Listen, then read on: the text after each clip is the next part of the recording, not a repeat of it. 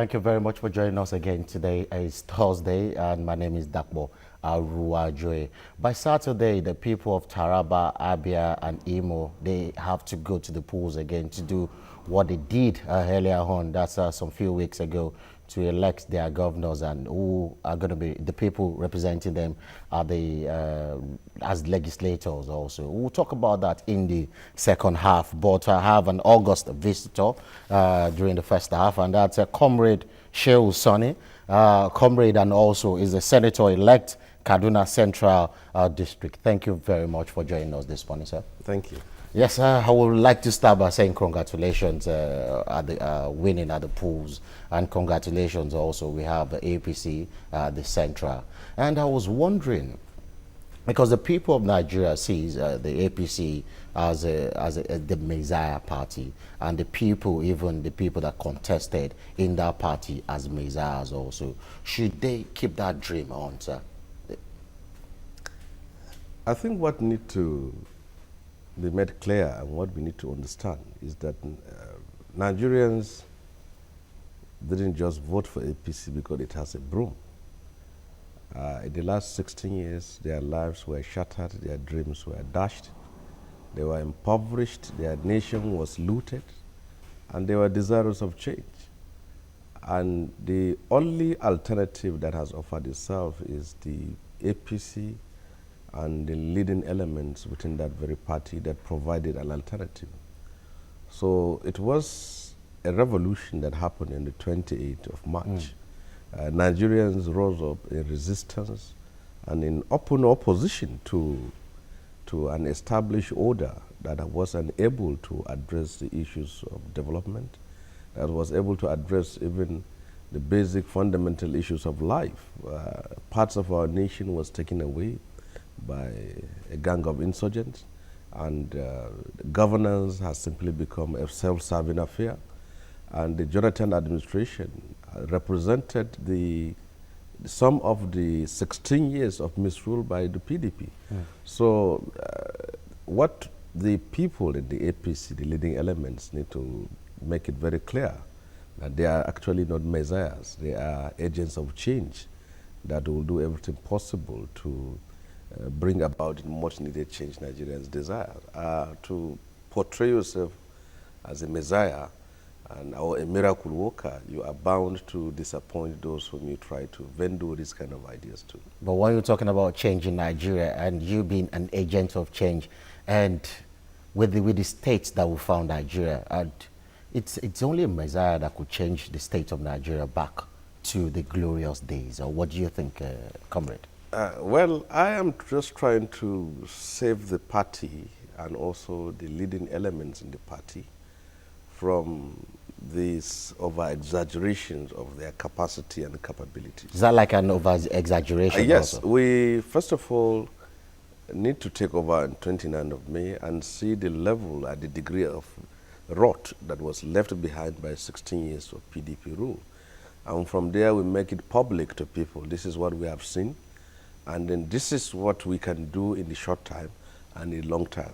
So we should be judged by the steps which we have taken, and not simply give an impression that the moment we take over on 29, Nigeria will transform from a hell that it was in the last 16 years to a paradise that we will deliver.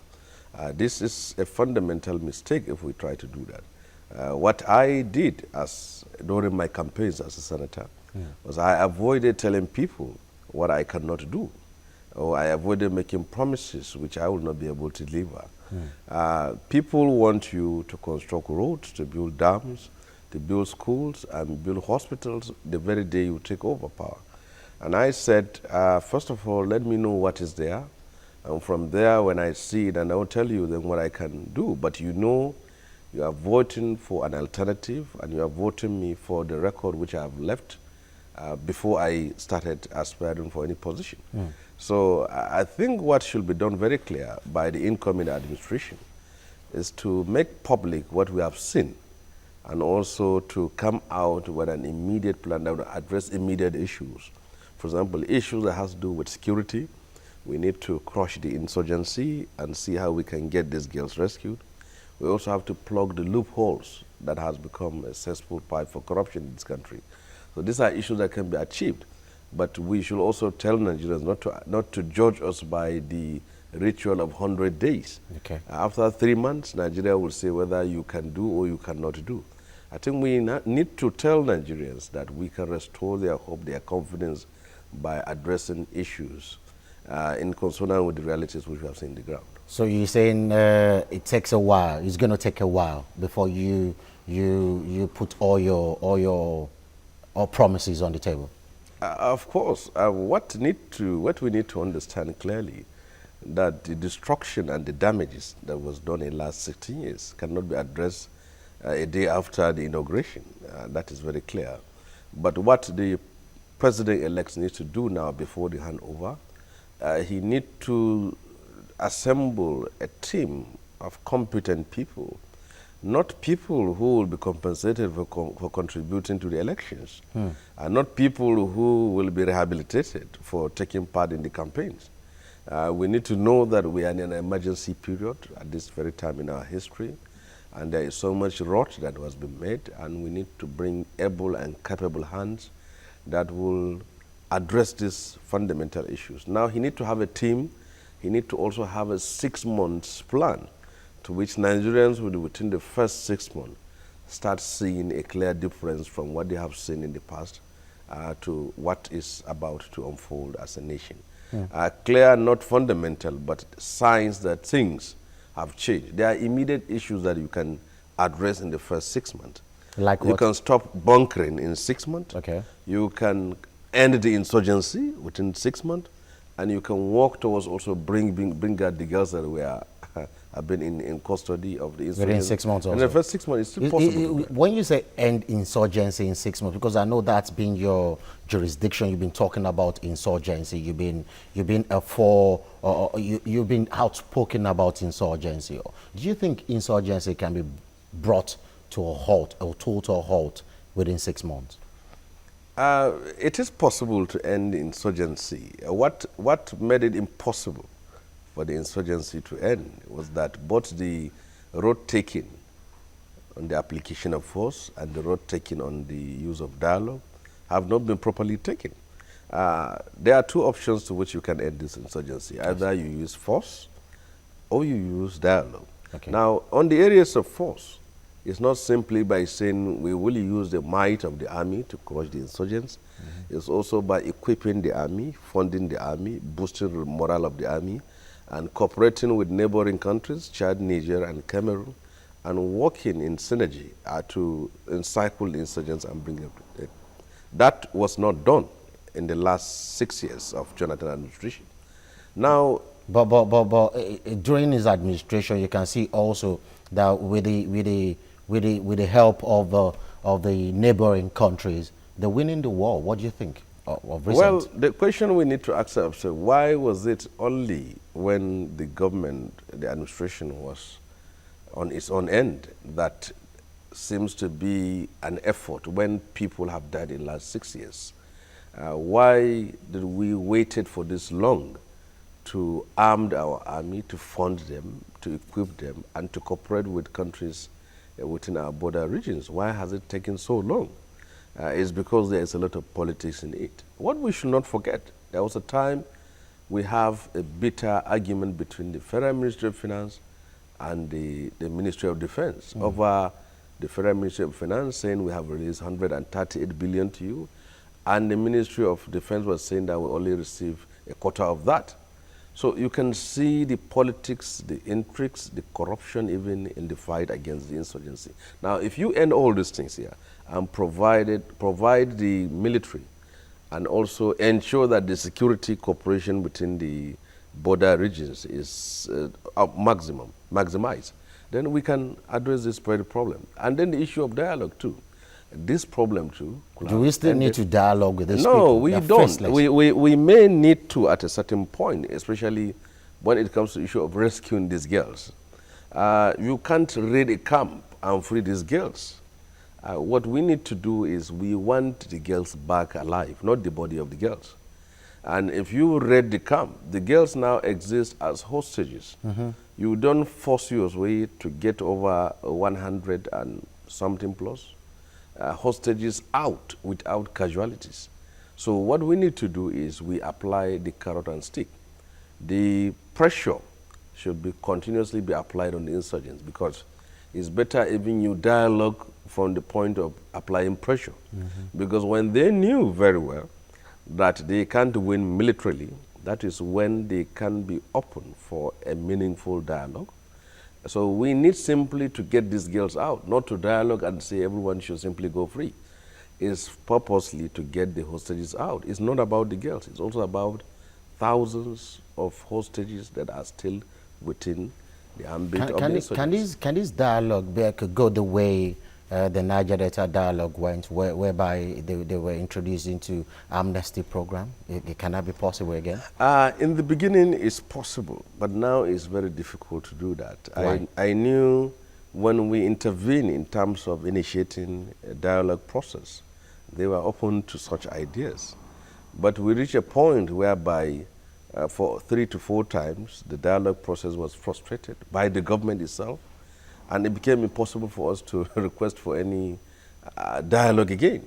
So for now, pressure and force can continue to be applied, but we must find a way of ensuring those girls are brought back home alive. And the best way to do that is to use other channels other than the use of force. And when people talk again, you know, the initial agitation of these people was because of a bad governance before you went into what's it called, religion setting and the other ones. The major issue was the bad governance, whereby you have people not educated properly, where you don't have facilities, like there are almajiris also. Maybe of recent, the federal government started putting in place facilities for almajiris. I was going to ask, what is the plan of the APC, and get to look at it. You won considerably well during the APC primaries.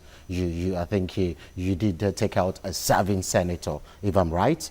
And also, you won against another senator, Mohammed Mukhtar Arua of the PDP, with 468,000, thereabout, to 468 to 168. That's a whooping sum. And I was wondering again, going with the first question I asked, what is it that the APC is going to be doing for good governance in the northern part of Nigeria and also in Nigeria? And you being an activist and now a politician, is that not going to make you feel, okay, the activist job is not going to be very, very effective again because I'm a politician? Well, we need to understand that the insurgency in the north, the violence in the northeast, is a product of social issues, political issues, economic issues, and religious issues. And you can't simply end it by only taking one bad governance out of it. You have to also ensure you permanently seal it by addressing all the issues that have in one way or another contributed to the problem. And the Buhari administration under the flag of the APC must do things differently and must be seen to be doing things differently. And that is the endemic poverty and abject neglect in the northeastern part of the country need to be addressed. The northeastern part of the country is the most impoverished part of Nigeria.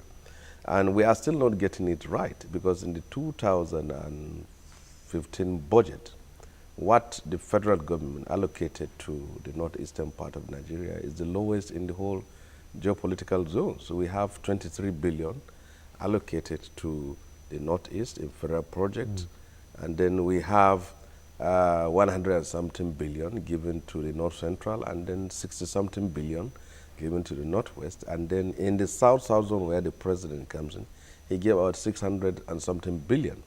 So we are not allocating resources to address areas where where the issues are.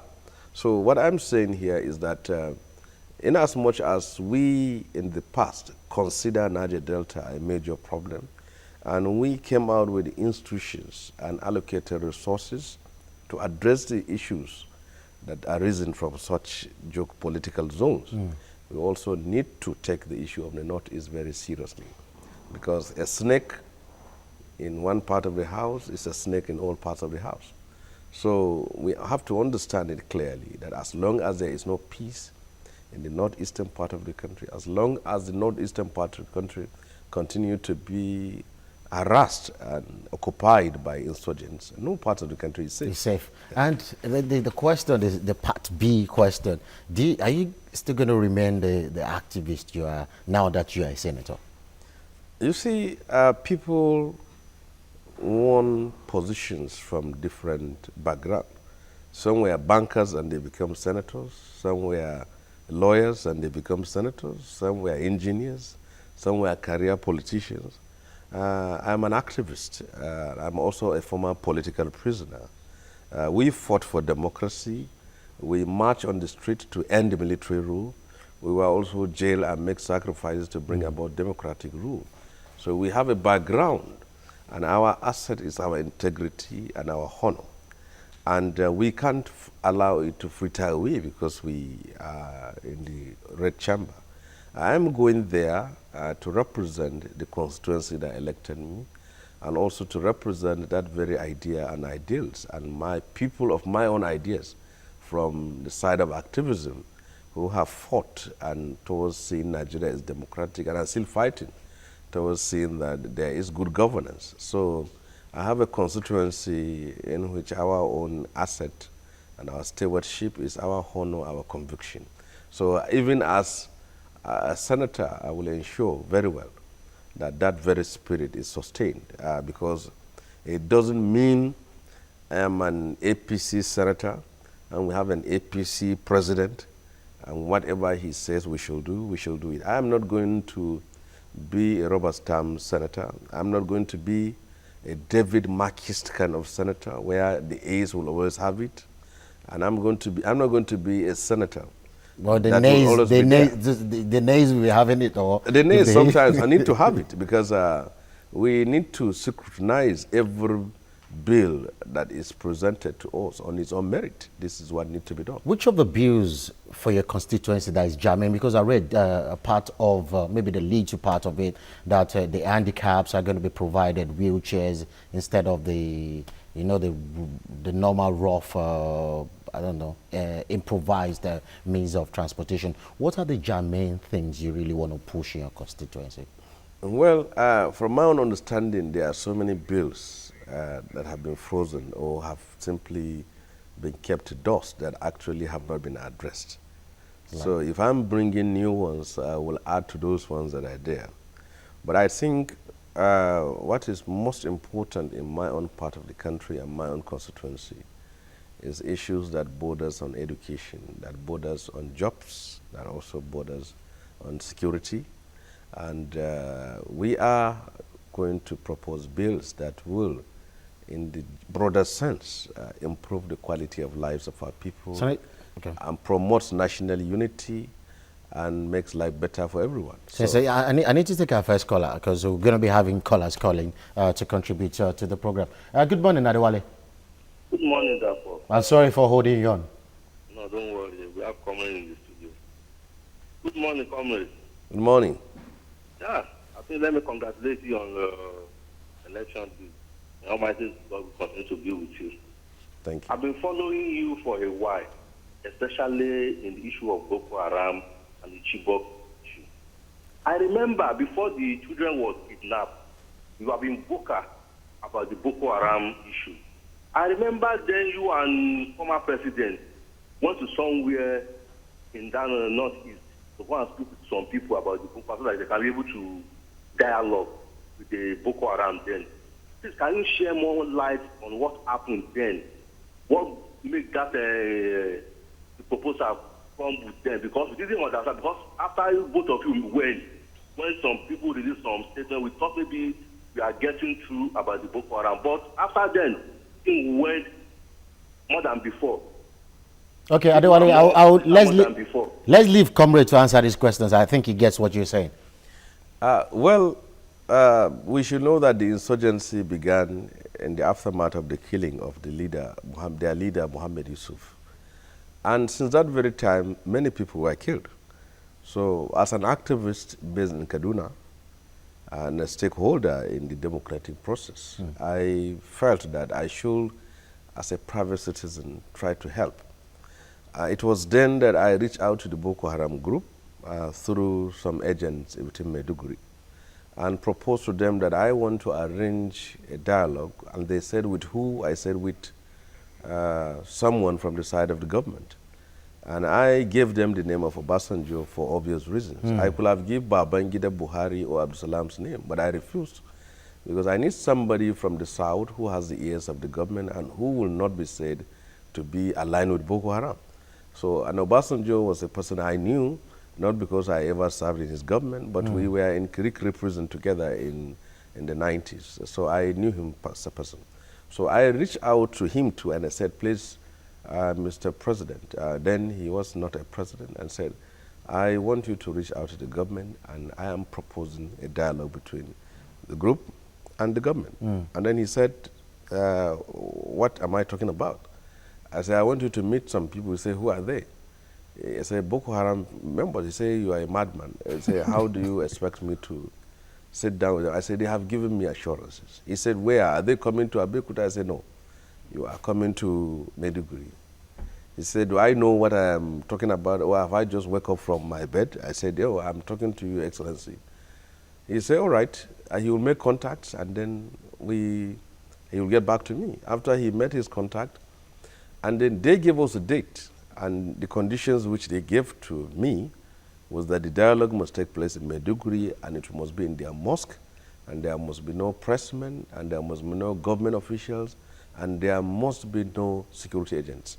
And they are only prepared to sit down with me, Obasanjo, and their own agents and their family members. And you trusted them then? Well, I didn't trust them. Can I quickly say, George, I have another caller. Yes. Good morning, George. I was going to allow Comrade finish his thought, really. Hello, George, good morning. Good morning, Dapper. Good morning, sir. Yes, I can hear you. And good morning to Mr. Sanni. Oh, good morning. I'm very happy that people like you and Dino Melaye are coming to the Senate.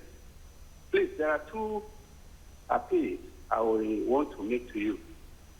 We hear from newspaper reports and reports here and there that the current Senate president is plotting to remain in that position by dividing the APC senators and then using the PDP senators to get a majority and remain on that seat.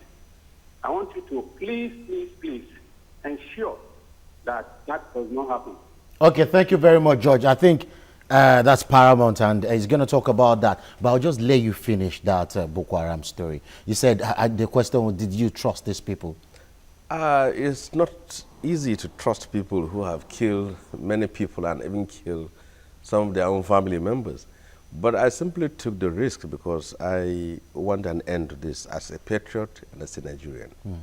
And not so that I knew them, but they knew me. They knew me in the sense that before they pick up arms, many of them do get into trouble with security agents. And as a human rights activist, we provided lawyers to everybody who comes for assistance. So they knew me as an activist, and that is all. So what happened eventually? Because we don't have well, much we time. went to Maiduguri on the 11th of September 2011 with former President Obasanjo. He flew in there while I drove from Kaduna to Maiduguri. And then we went there, and we went to their mosques. They sat down, and we had chat with them. So former President Obasanjo asked them that he is here. Was Shekau there? Shekau was not there, but he sent delegation to Okay. them. So he said he is there because he wants an end to their violence and that they can't go on killing people. And he wants to know what are their grievances. Why do they decide to pick up arms against Nigeria?